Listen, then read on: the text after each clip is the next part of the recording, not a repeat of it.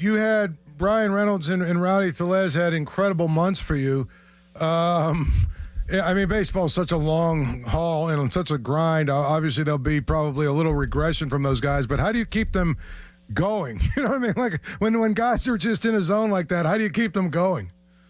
Well, I think the biggest thing with offensive players when they're going well is they got to make sure they don't go out of the hitting zone. When guys, and I think Brian did such an unbelievable job of this in the month of June, is that when guys start to swing the bat well, they want to try to do more. And when they try to do more, they start to swing at more pitches. And what that ends up causing is guys going the opposite way.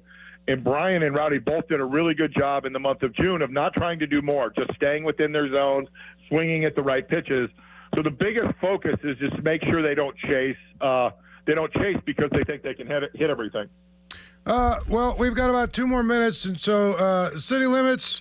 So, Derek, everyone accuses us, especially me, of never asking tough questions. So we allowed these fans to text us. There was a good question. We sifted through them. There was actually a good question. We want to make sure that we have this. So, city limits, what was the question that we decided was worthy of asking, Derek? Yeah, Shelty, the one that we wanted to get to is just the idea of small ball when it might be a low-scoring game or when Skeens is pitching, just in general. The idea of maybe after a walk, bunting a runner over. What goes into the process of deciding when you want to do that and trying to play small ball depending on what part of the game it might be? Yeah, I think that's a great question, and I love that our fans are thinking about that. And we've actually done it. We've done it at times. We actually won a couple games, and we won a game about 2 or 3 weeks ago where we got 2 bunts down in the same inning.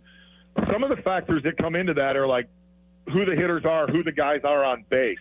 You know, you have to be aware of what other team's defense does, you know, because they know it's a situation we're going to bunt. So if we got a situation where, let's say, Rowdy or Grandal's at first, guys that don't run as well, and we know that team is defensively really aggressive and they're going to charge hard because we got a bunt, we're probably going to be bunting into maybe a double play or bunting into a situation where they get the lead runner out anyway. But I do think we will look for situations on that, not only to bunt, but to hit and run, to make sure that we can try to get those, you know, try to get as many scoring opportunities as possible. And I do think that's really important and something we are looking at. But it's either personnel-based or what the score is based are the 2 easiest answers.